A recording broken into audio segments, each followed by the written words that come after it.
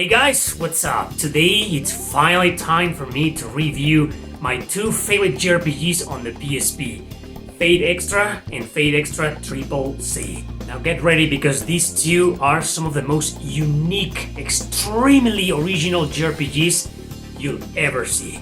So let's begin. There's a lot to explain about this, but don't worry, I'll make it quick. The Fate Stay Night series are owned by Type Moon Studio.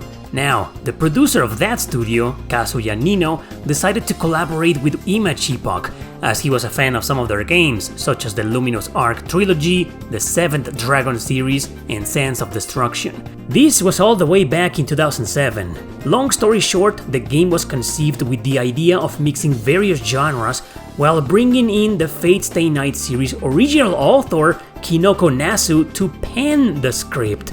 The result was Fate Extra, which became its own media franchise. The JRPG was released in 2010 for the PSP, then there was a manga adaptation and finally an anime. This is all the background I'll give you so I can get into the review quicker, since the entire development story is super long. Luckily, you can read it on Wikipedia if you want to. Just know that its duology is extremely unique, original, and a highly recommended masterpiece.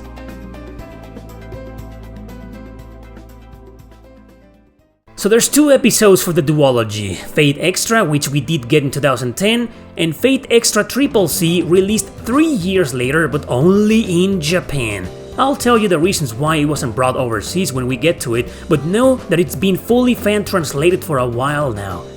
Fate Extra is a game that fools you at the beginning. You control a generic character that goes to a regular high school that seems normal. Soon though, he starts noticing that something's not quite right. Characters often act oblivious to their surroundings, and the worst of it all, nobody remembers his name. Or anybody else's name!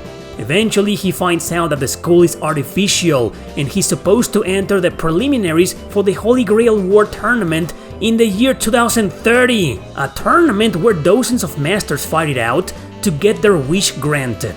Every master has to make a pact with a servant, which is the reincarnation of a legendary or mythological hero from real history, but not before they go through this little trial. So I said that the game fools you because all of a sudden your character fails the trial and dies. Yes, dies miserably.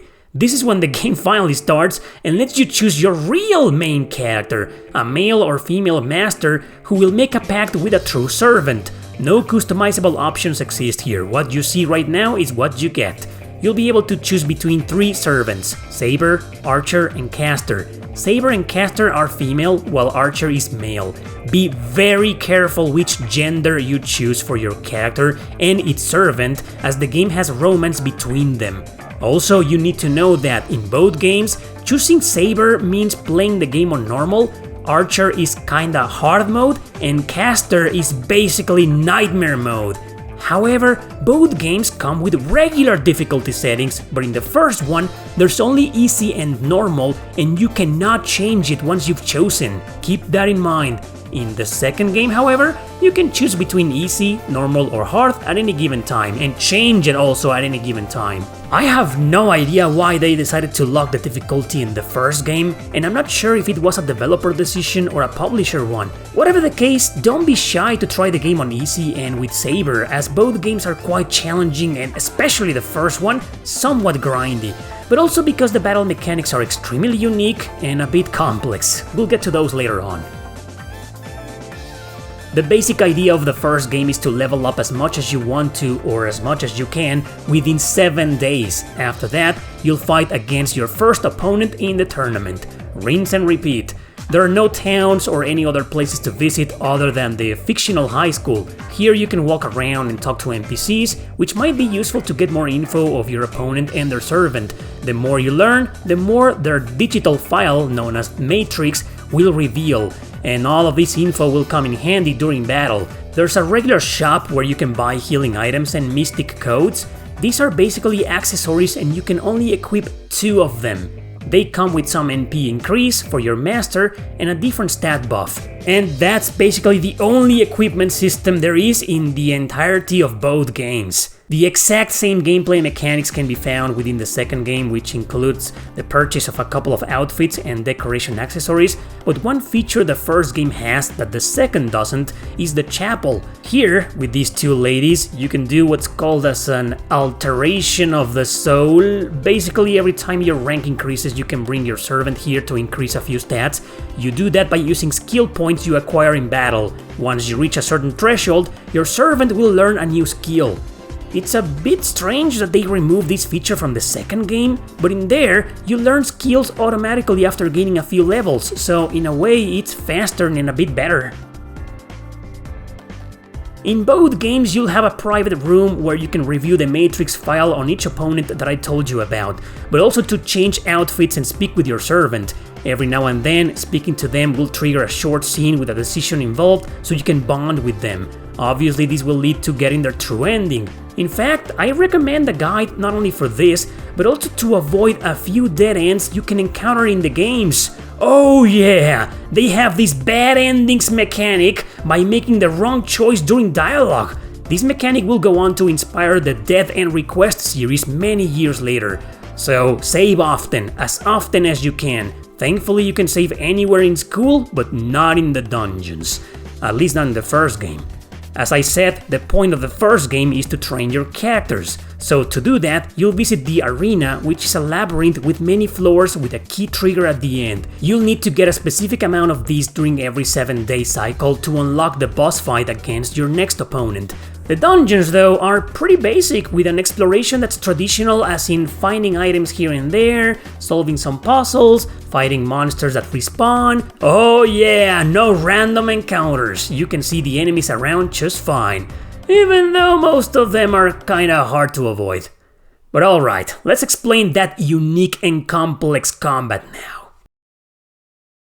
It's turn-based, however, your character doesn't fight, only his or her servant will, while you, as the master, can only provide support once per turn. At the beginning of each battle, you'll fight in a turn of 6 actions. You need to decide your 6 actions to trigger the battle animation. Your 6 actions can be regular attacks, but there's only 3 types: attack, break, or guard. It's a triangle system, whereas in a rock-paper-scissors mechanic, one type cancels the other, and so on. The problem is that the majority of the enemy's actions are hidden, and you are forced to guess which ones they chose by mere luck. Of course, the more you fight certain enemies, the more you'll memorize their patterns and therefore their actions, so you can counter accordingly at the beginning of each turn. Thankfully, your servant also has MP that can be used to choose a skill, or 2, or 3. Skills they will learn as they level up, as I told you, so if you don't want to deal with this guessing game, you can always select skills as long as you have enough MP. So, regular actions or skills, once you've chosen all 6, the battle animation will play out by itself, and you'll get to see if you messed up or not. The more you fight the same type of enemy, the less they'll hide their actions. You'll unlock more as you advance. Unfortunately, the same cannot be said about the boss fights, since, well, you only fight them once. But this is where studying their matrix, at least in the first game, comes in handy, because the more you learn, the more patterns or regular actions you'll see unlocked. See? I told you this game was quite challenging, and it's mainly because of the bosses, but you'll be fighting a lot during the labyrinth exploration, so you'll get used to these battle mechanics in no time. You just have to learn how to be strategic about it. Anyway, your master can only do 1 action per turn, as I mentioned, not 6. He or she can use their own MP to cast a healing spell, or a buff, or a healing item. They can't die, but if their servant dies, then it's game over, though you can retry any battle immediately if they die. You've probably noticed at this point that I've been showing you 2 different battle interfaces. I've been using footage from both games, but don't worry, the combat is identical on both. It's just the menu in the first game appears horizontal at the bottom, but it's vertical in the second game, that's all. If I may say something though, I found the game a bit harder than the second one. The main reason is quite simple. In the first one, you can fight till your heart's content inside the labyrinth, but you cannot save. You can only heal at these fountains if you want to, but if you want to save, you have to exit the labyrinth. And if you do that, well, one of your 7 days will be over.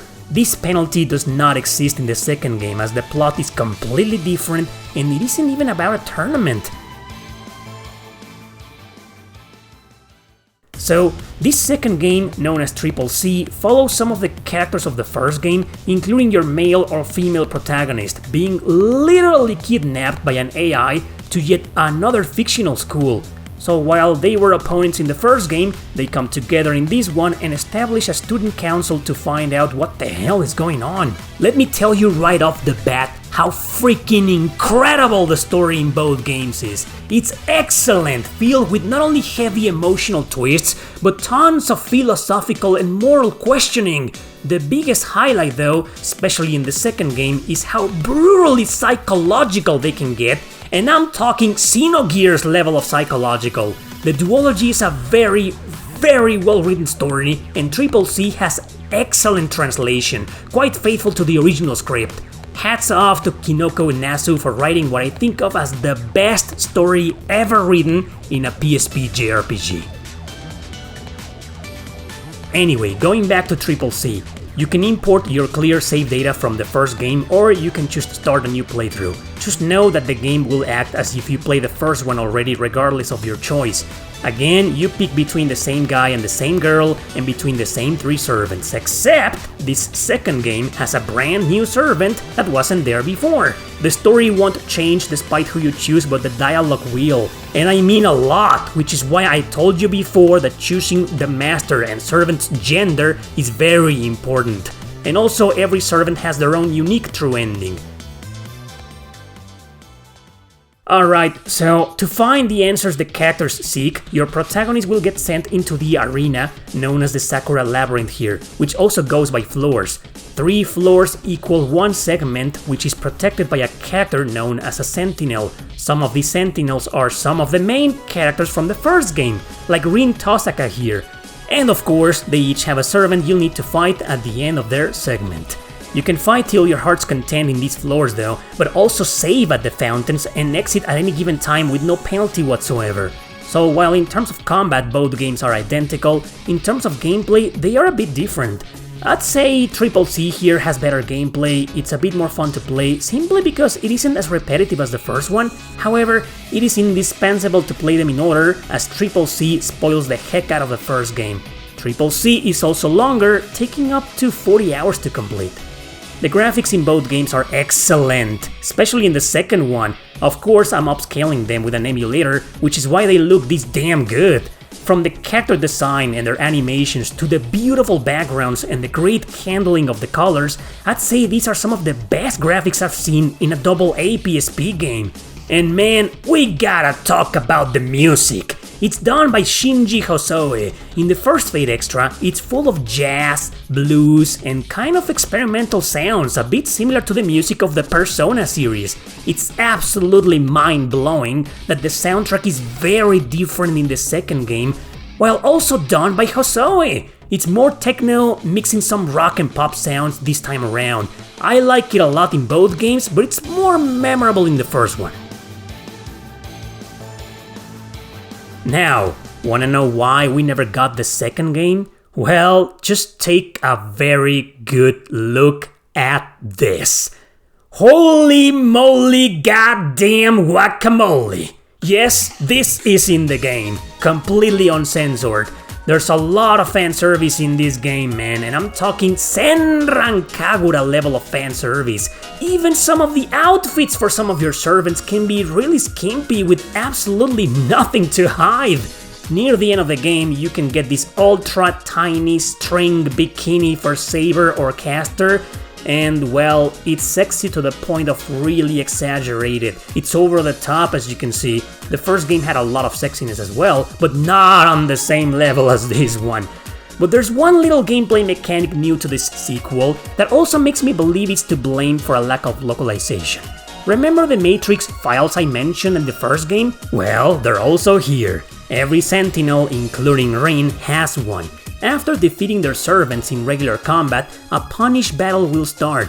A really obnoxious and kinky punish battle. One where you read through a lot of dialogue, where your character psychologically analyzes the Sentinel. Each girl has something called a secret garden with 3 levels. You'll unlock them, of course, which is achieved by merely advancing through the story. So after making a few choices during these punish battles, you'll undress them, yeah, and once fully naked, you'll have to make the right choice to completely break their minds. You have 3 health points, so making one bad decision means you'll lose one, but after successfully breaking their minds with the right choices, the battle will be over. I'm sad we didn't get this second game released overseas, but the truth is, we probably didn't get it because the first game, while successful in Japan, wasn't very well received here. Mixed reviews were offered and very little advertisement was done. Axis Games was the publisher, and they have never been known for their advertisement campaigns. And also, let's face it, the PSP was nearing the end of its lifespan. Now, a full remake of the first game was announced 5 years ago, but it's still in development. It's being confirmed though that it will be released, finally at long last, at least in Japan, during Q2 of 2026. That's basically between April or June of the next year. Well, we're gonna have to be patient and see what happens. So that's my review of this amazing duology. As I said at the beginning, it's strongly recommended. Together, they make up for my favorite PSP JRPG nowadays, hands down, shining with originality and creativity. Separately, they're each a masterpiece, and together, well, an even better masterpiece.